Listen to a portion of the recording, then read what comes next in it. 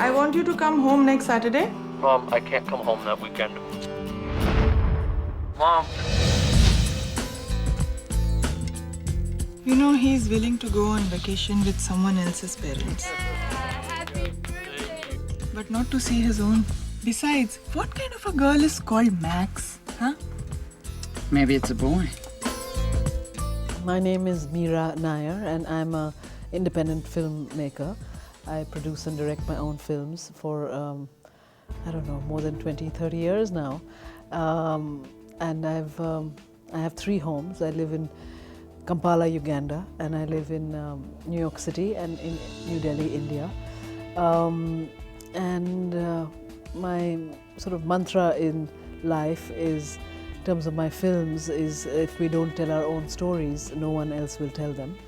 And so I make most of my work is about people who look like us and putting them on screen and telling stories of our realities and our dreams, but doing it in a way that is very specific and local and all sort of inevitably and luckily becomes universal. My new film is called The Namesake, and it's based on a best-selling novel by Jhumpa Lahiri of the same title.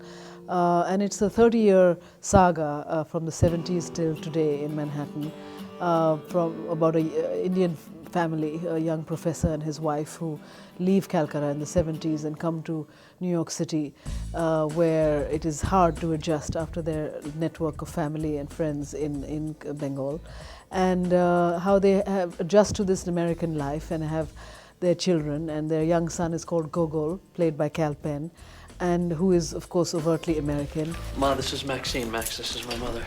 Hello, Ashima. It's so nice to finally meet you. And it's this conflict between the 2 generations, as well as a kind of dramatic mystery as to the peculiarity of the son's name, Gogol Ganguly. We later find out why the father named him Gogol, because of a book by Nikolai Gogol, the Russian writer, who at a point in his youth saved his life in a sense. And so this film is about a love of books as well, the fact that if you reading a book can transport you without moving an inch. Similarly, I like to think of my film as taking you on a journey that you cross between India and America without moving an inch. And it's a universal tale, I like to think, about millions of us who have left one home for another and who seek to preserve our own voices and our identity in the midst of a country that is not ours.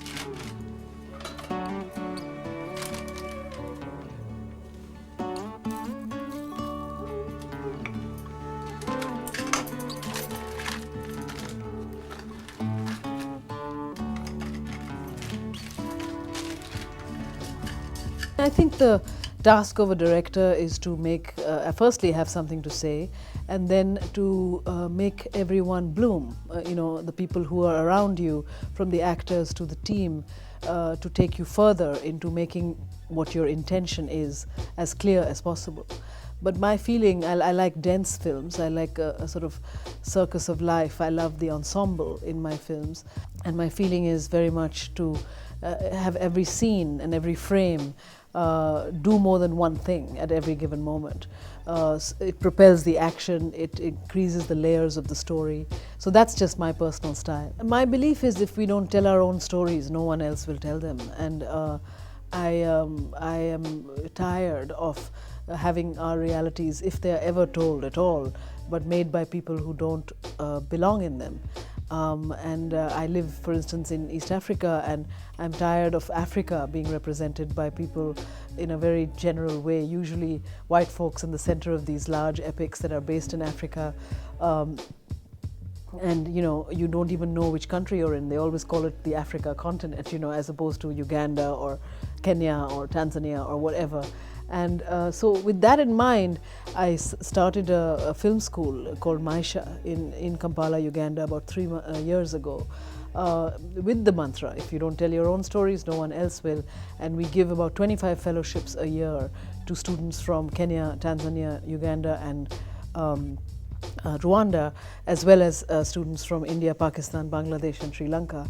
And we bring together great writers and directors from all over the world, from Bollywood to Nigeria to Los Angeles, and have these sort of boot camp for cinema for about 3 to 4 weeks every summer, in order to create a craft of great excellence, of allowing young people to tell their stories and tell the dignity and power of where we live on the screen. And without apologies, without sort of cobbling it together, doing it at the best level that they can. And it's in the continent, it's almost impossible to get this kind of training, except for South Africa. It doesn't really exist. And